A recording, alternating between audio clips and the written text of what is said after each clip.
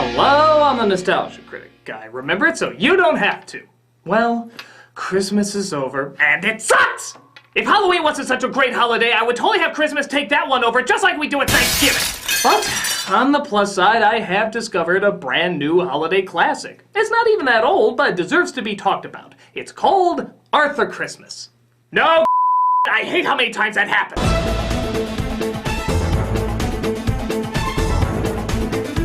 For those of you who actually do remember at least the trailers, you might be thinking, what, that weird-looking British movie where the characters' eyes all look like Toy Story screen tests? Tell me it's not true.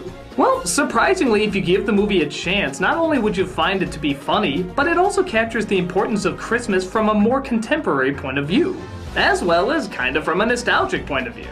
The movie is about several generations of Santas, and how the latest one is getting ready to hand the reins over to his oldest son. But Santa's other son, Arthur, who works in the mailing room, sees a child's been missed, and so he has to travel across the seas to try and get the present to her for Christmas. Along the way, he's helped by his granddad, and an elf from the wrapping department who takes her job way too seriously. Just look at how hardcore she is with her skills. Automatic tape guns! Laser-guided scissors! Standard issue! Disrupt! There's no time for a bow! There's always time for a ball! What follows is magic, laughs, action, and all sorts of great visual wonders. A pretty straightforward story, but the heart, comedy, and greatness of it all lies in the details. Look at how fast this comedy is. The animation is so quick, but the attention to detail and tons of little side jokes is unbelievable. I mean, look how many things they do in just a few seconds of screen time. Stand by S1. You're gonna make it, soldier. Our hoose is married. Santa has left the building.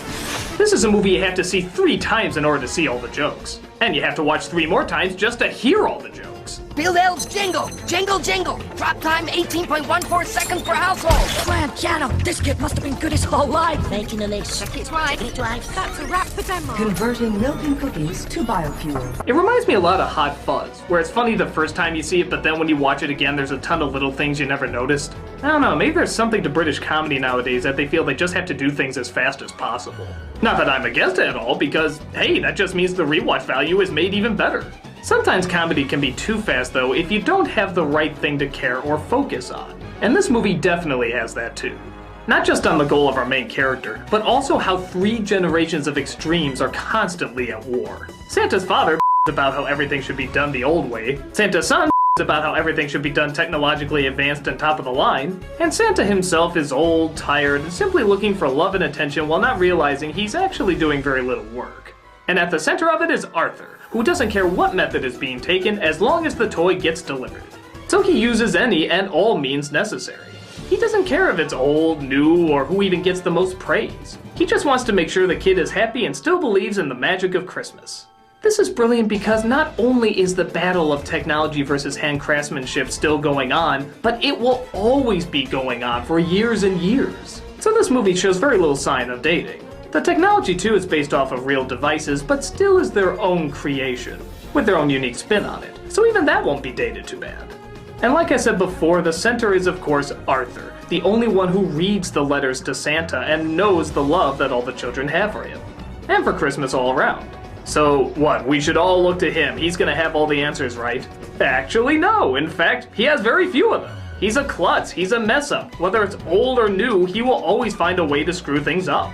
But what he does have is the spirit and the effort. And in the end, it's a combination of everybody's efforts that pulls things through.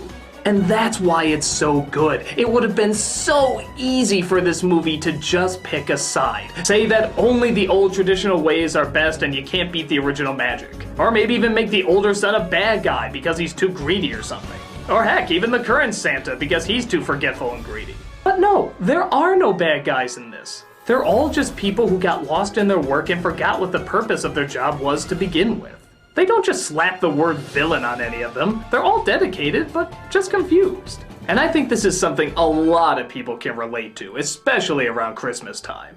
Trying their hardest to pull through on something and in doing so, losing focus of what's most important. And sure, this isn't the first film to draw attention to how the focus of Christmas can be lost. But much like Christmas Carol, it mixes the elements of the past, present, and future all into one. The past being the generation that wants to keep it the old way, the present with all the new and improved technology, and the future in terms of which methods are going to be used and by whom. And in the end, it focuses on another important element of Christmas, and that's compromise. Not any one way being right, but trying your hardest to combine the best elements of all of them together, mixing the strongest parts of the old ways with the strongest parts of the new ways.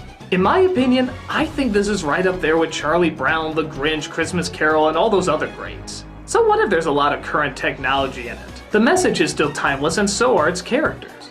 It gets across a classic idea in a new way that's all its own. It has the heart, it has the laughs, it has the visual wonder, and it has the weight and respect of everything magical. I hope this movie becomes popular more and more with every passing year. And when people hear the title, maybe soon this won't be the first thing everybody thinks of. If you didn't catch it this year, definitely be sure to check it out the following Christmas. You certainly won't regret it.